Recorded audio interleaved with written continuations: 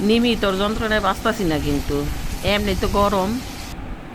আজকে কি কি রান্না করতেছি সব শেয়ার করব। নিমির যন্ত্রণায় আমি বাঁচতাছি না, এমনি তো গরম, তার মধ্যে নিমি আমাকে ভয়েস দিতেছে না, অনেক দুষ্টামি ফাজলামি করতেছে।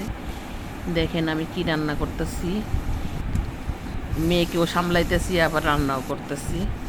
মেয়েটা অনেক দুষ্টু, অনেক ফাজিল। আজকে আমি ছোট মাছ, বাল্লা মাছ ছোট, এটা চচ্চড়ি করব। আর হলো চিংড়ি মাছ ঢেঁড়স দিয়া ভাজি।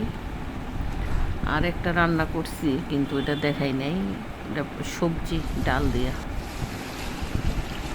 এই গরমের মধ্যে অনেক রান্না কষ্ট, এত কষ্ট করে রান্না করছি কিন্তু ছেলের কোনোটাই পছন্দ না। ছেলে ভেন্ডি ভাজি চিংড়ি মাছ খাইব না, তারপরে বাইল্লা মাছ টানছি ছোটো বাইল্লা চচ্চড়ি এটাও খাইব না, মুরগিও খাইব না। তে খাইবটা কি কোন তো আপনারা? মেজাজটাই খারাপ হয়ে গেছে, সে কোনো কিছুই খায় নাই। ছোটোবেলা সব কিছুই খাইতো কিন্তু ওখানে বড় হয়েছে, ওখানে সে কোনো কিছুই নাকি ভাল লাগে না তার কাছে। এইটা খেলে এই সমস্যা, ওইটা খেলে ওই সমস্যা, মানে সমস্যার কোনো শেষ নেই, সব বাইর করতে থাকে।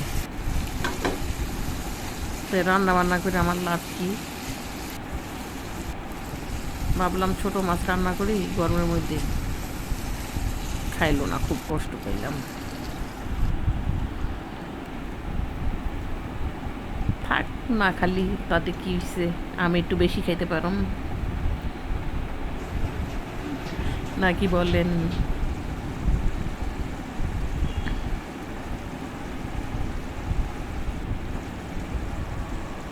হয়ে গেছে আমার চচ্চড়ি, ছোটো মাছের চচ্চড়ি, কিন্তু ধন্যবাদ আনতে পারি নাই।